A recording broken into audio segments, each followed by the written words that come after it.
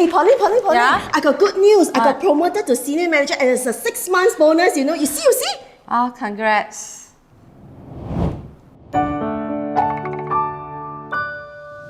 Hello Theologians, welcome back to my channel. I'm Pauline the Lao Chiu, and today we've got a question for you. Have you ever felt like you are not getting paid enough and it's causing you heaps of stress? Well, you are not alone, my friends. But here's the exciting part. Today, we are diving deep into the midlife, or maybe some of you facing now quarter life career crisis, with an amazing expert. I've got Charlene, a professional life coach and somatic practitioner, who's going to show us not only how to find clarity, but also how to negotiate for that bigger paycheck or your dream job in the coming year. So, are you ready to level up your career and kick stress to the curb? Stay tuned, because this episode is going to be packed full of golden nuggets. Let's welcome Charlene. Hello, everyone. Hi Charlene, maybe you want to do a little introduction about yourself and your background. Hi, everyone. I am a professional life coach and I am also a somatic practitioner. So primarily, I'm helping corporate executives to actually raise up the rank in their promotions or big fat bonus, or if even they want to, move out, right? And then it's like, am I choosing the right path? And how do you know whether you have that clarity to actually choose that right path itself? So I'm giving them the clarity and also seek possibility in their career. So that's what I do. Wow, I heard this. How to get a fat paycheck. Yes, big fat paycheck. How many of you are looking for this? So this is something that I want to ask Charlene. Charlene, teach me, when I look for jobs or when I'm in my job. I mean, the pay is fixed, right? Yeah. How do I get that kind of bigger paycheck or a bigger increment? Right. Maybe we start with the beginning of the career for typical people. Sure. In the 20s, right? Like you graduated from either diploma or degree, and then you come out from the job market, and then you try to find something new, right? And that will be the place where you start. But subsequently, and a lot of people, when I find out that it's actually having quite a stagnant income subsequently because of the way that they do, or maybe it's the industry, or maybe it's the environment itself that is causing so, right? So how to get to that big fat paycheck itself, right? It requires some form of practice in the workforce. We are not being taught all these things in school, right? And then teacher says that, hey, I give you a certificate and let's go find a job yourself. I'm like, okay, when I got it, okay, let me try to apply for a job. You do resume, and then you do summary, you do your LinkedIn, Yes. and then go around and ask, hey, do you have an opening somewhere? Yeah. And at the point of time, the paycheck, of course, is actually by industry standard for most of the industry.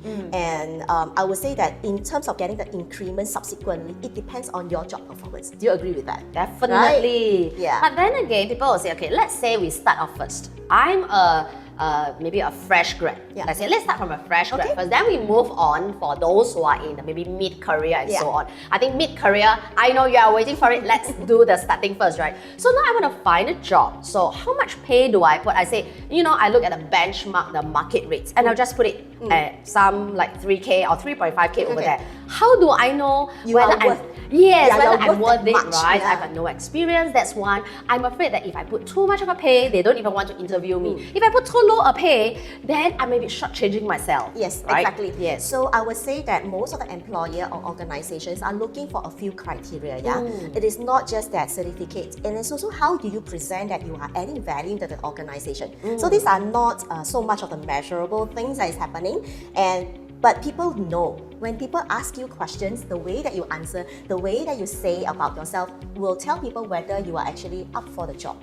Do you have value in it, right? So a couple of interview tips that I always, tell the fresh grad. You go in, this is a situation whereby the boss interview you, you are also interviewing the boss. Right? And when you interview the boss, that gives you a choice, a power to say that, is this the right boss I want to follow?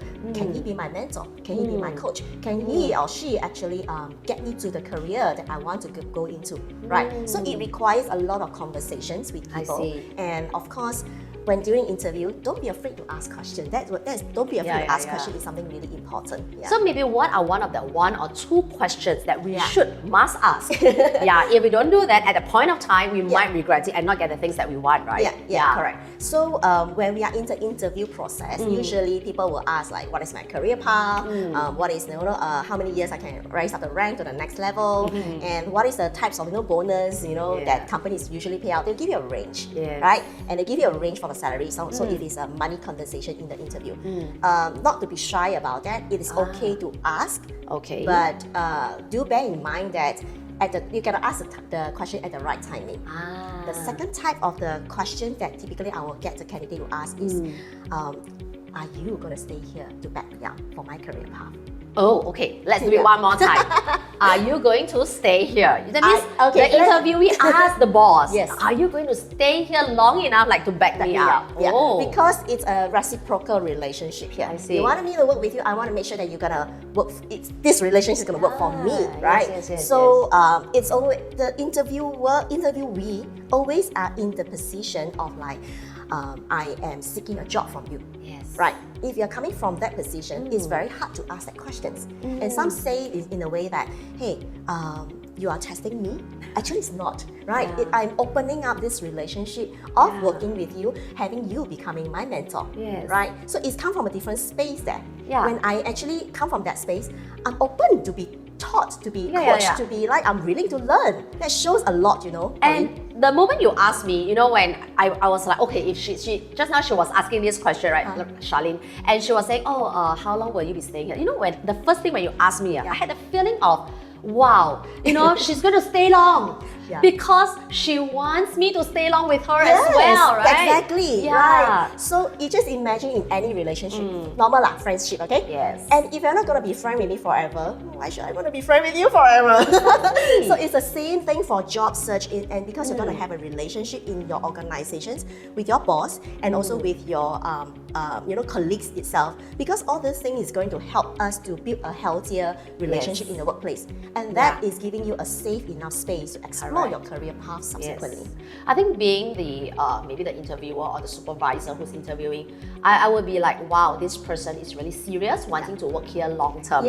Not just asking for the pay, because a lot of people would ask career path, the progression, and then the paycheck and things like that. Yes, that's important, and don't be shy asking about that, because you are here to earn a keep. But the key thing is, I'm also here to grow, and I want to be with you and work alongside with you. So I would like both of us to be here seriously in this serious relationship. I think that's really good to have a start. So with that, you're probably the interviewer or the supervisor will be interested in getting you, and maybe say, you know what, I don't mind paying a little bit more because I know this person is serious in staying here for the long term. That shows a lot of worthiness, right? And when you ask for that price tag, people will feel like, oh man, I'm gonna get you in. You're in for me, I'm there for you.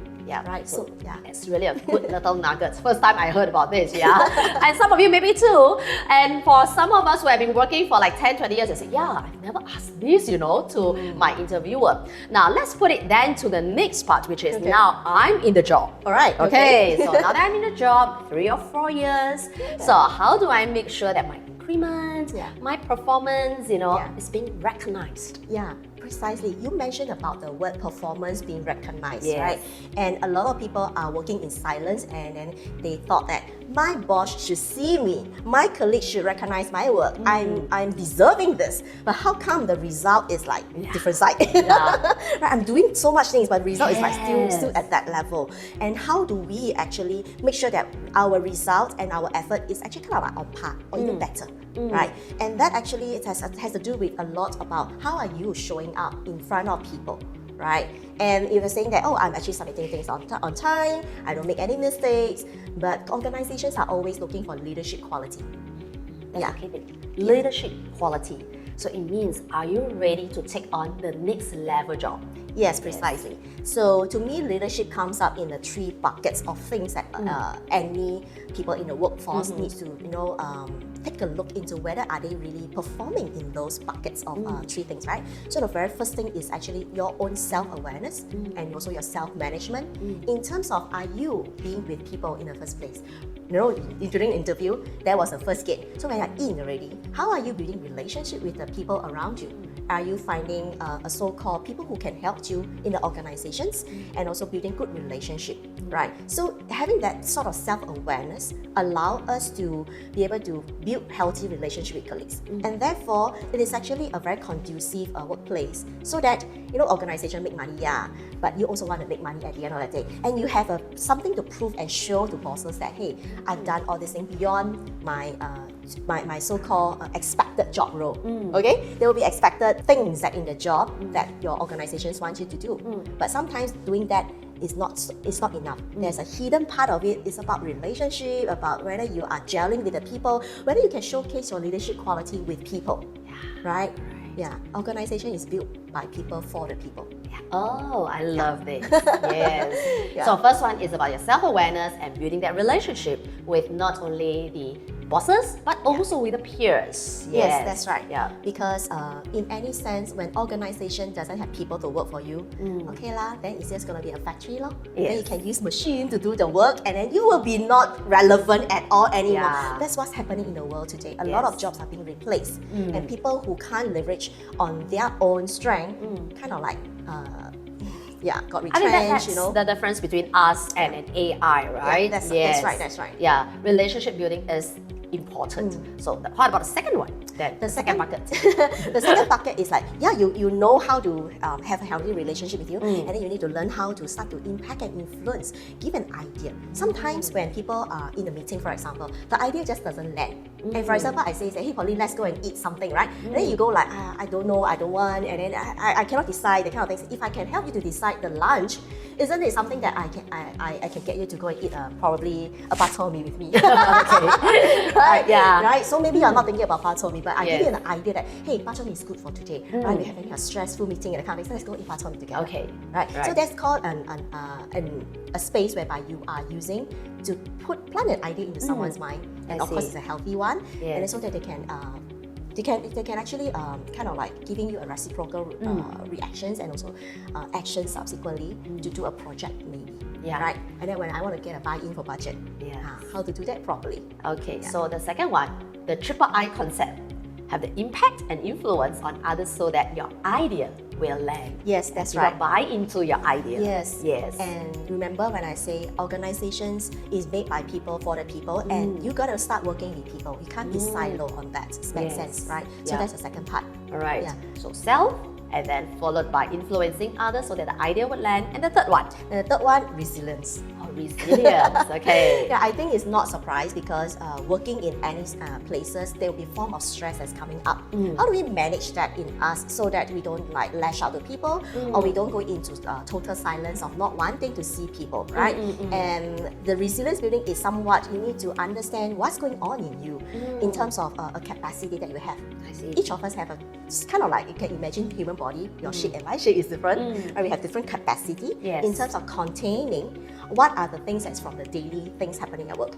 Bunch of email coming in, lots of phone call, and then lots of people coming in to sign this, sign that, check this, check that, and then it's like, have you done this or not? So all these little things fill in into our little container here. Imagine when the container is actually filled up to the brim, things outside still gonna fill, but you're full already. How do you actually reduce? And then you can fill in some more, or expand the container. Okay, I got a bigger container to actually fill in more things. And that's when your job rank will also rise. The more, the higher the rank you are rising, the bigger container you gotta have. And how do you do that properly? And building that space and also resilience in you. I see. So I can summarize it. The first one is self-awareness. The second one will be the 3 I's, which is to impact, influence so that the idea would land. And the third one is resilience. In short, SIR, sir. Like the new acronym. The new acronym, sir. Just remember this, sir. So that resilience is important because once you have that relationship building in self, in others, you have that bigger capacity. Come on, people are ready to promote you to take on a higher level job with a higher pay. Absolutely. That is something that we all have to remember to continuously upgrade that in us as well.